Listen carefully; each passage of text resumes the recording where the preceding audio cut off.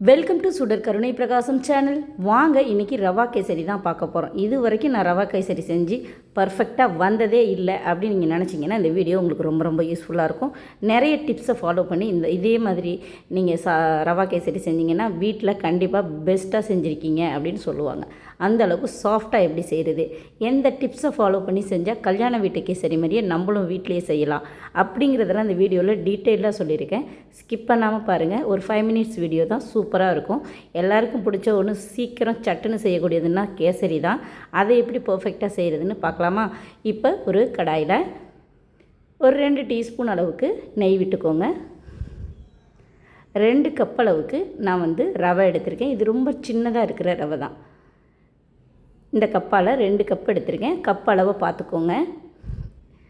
நெய்யில் நல்லா வறுத்துக்கோங்க. வறுத்த ரவை வறுக்காத ரவை அப்படின்னு நிறைய கேட்டகரி இருக்கும். என்ன தான் கடையில் வறுத்ததாக இருந்தாலும் நம்ம மறுதிருப்பியும் வீட்டில் இந்த மாதிரி கொஞ்சமாக நெய் விட்டு வறுத்துட்டு செய்கிறப்ப தான் அந்த பிசுபிசுப்பு தன்மையெல்லாம் இல்லாமல் நல்லா ரவை நல்லா உருண்டையாக நம்ம சாப்பிடும்போது அப்படி சாஃப்டாக இருக்கும்.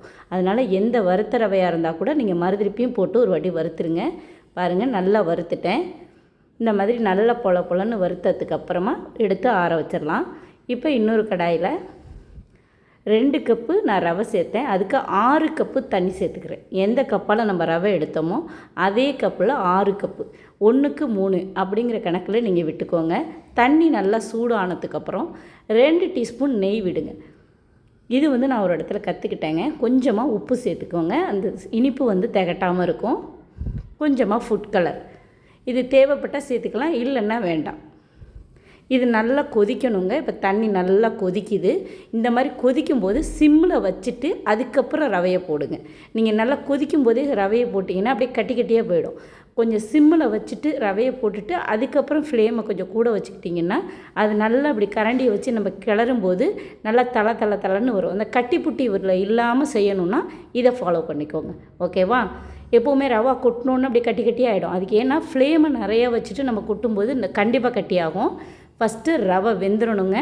பாருங்கள், தண்ணியெல்லாம் இழுத்துக்கிட்டு நம்ம 6 கப்பு தண்ணி வச்சோம். அந்த 6 கப்பு தண்ணி இழுத்துக்கிட்டு இப்படி பாருங்கள், ஒவ்வொரு ரவையும் தனியாக தெரியும். நல்லா சாஃப்டாக வெந்து இந்த மாதிரி தனித்தனியாக தெரியும். இதுதான் கணக்கு. இந்த அளவுக்கு நல்லா ரவை வெந்துடணும். வெந்து நல்லா உருண்டையாக தெரியும் போது தான் நம்ம சுகரை போடணும். 1 கப்புக்கு நான் 1.25 கப்பு சேர்க்குறேங்க. சில பேருக்கு 2 கப்பு நான் சேர்த்துருக்கேன் ரவை. 2 கப்புக்கு 1.25 கப்பு நான் சேர்த்துருக்கேன். சில பேர் 2க்கு ஒரு 2.5 கப்பு சேர்ப்பாங்க. அது நீங்கள் உங்கள் சுகரை பார்த்துட்டு நீங்கள் சேர்த்துக்கலாம். இல்லை ரொம்ப கம்மியாக நீங்களுக்கு சுகர் கம்மியாக இருக்குன்னா நீ 2க்கு 2.5 சேர்த்துக்கலாம். நான் 2க்கு 1.25 சேர்த்துருக்கேன். வேணும்னா இன்னும் ஒரு 1/4 கப்பு சேர்த்துக்கலாம் கூட. இனிப்பு அதிகமாக சாப்பிடுங்கன்னா திகட்ட இனிப்பு இருந்தால் கேசரி சாப்பிட முடியாதுங்க. கொஞ்சமாக இருந்தால் தான் சாப்பிடலாம். இப்போ ஒரு 1.5 டேபிள் ஸ்பூன் நெய் இன்னொரு கடாயில் விட்டுட்டு நல்லா கிளறி வந்துட்டுங்க. சுகர் போட்டதுக்கப்புறம் ரொம்ப நேரம் கிளறக்கூடாது. நெய்யில் முந்திரி பருப்பை வறுத்துட்டு நம்ம அதில் சேர்க்க வேண்டியதான். ஏலக்காய் தூள் நம்ம ஜீனியோடய நான் நடத்தி போட்டுட்டேன்.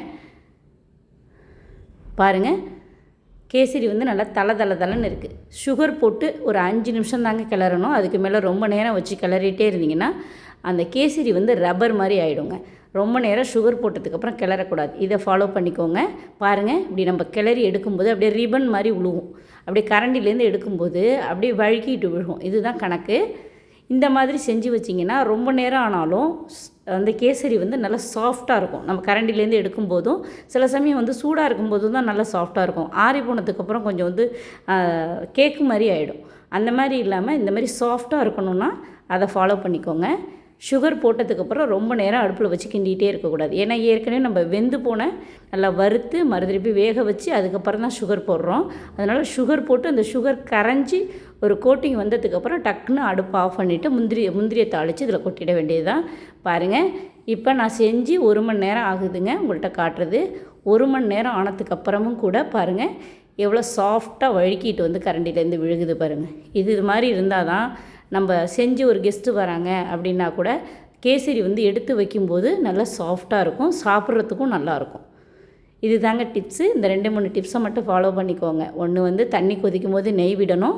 கரெக்டான அளவுகளில் நம்ம எல்லாத்தையும் செய்யும்போது கண்டிப்பாக சூப்பராக வரும்.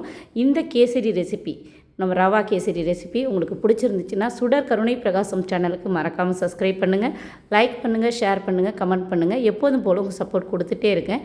அதே மாதிரி ஹைப் கொடுக்க மறந்துடாதீங்க. இந்த கேசரி ரெசிபி எல்லார் வீட்லேயும் செய்யக்கூடிய ஒன்று தான். அதை சின்ன டிப்ஸோடு சொல்லி காமிச்சிருக்கேன். உங்களுக்கு பிடிக்கும்னு நினைக்கிறேன். நன்றி, வணக்கம்.